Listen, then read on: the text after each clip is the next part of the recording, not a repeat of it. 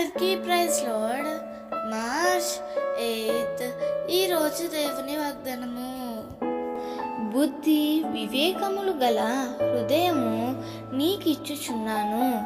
1 రాజులు 3:12. ఈ లోకంలో ఎవరైనా ఏదైనా ఇవ్వాలనుకుంటే ఎదుటివాని యొక్క అర్హతను బట్టి, యోగ్యతను బట్టి చూసి ఇస్తారు.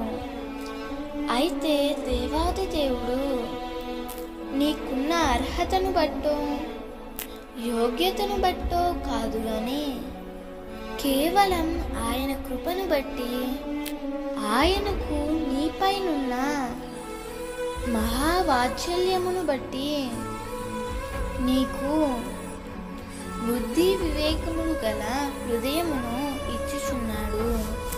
దేవుడిచ్చుచున్న బుద్ధి వివేకము గల హృదయమును స్వతంత్రించుకొని దేవుని కొరకు మరింత కృతజ్ఞత కలిగి జీవించు.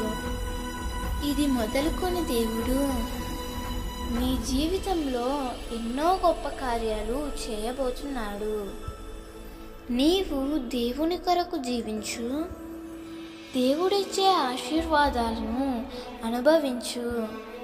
దేవుడు ఈ వాగ్దానము నీ జీవితంలో నిశ్చయముగా నెరవేర్చునుగాక. ఆమేన్.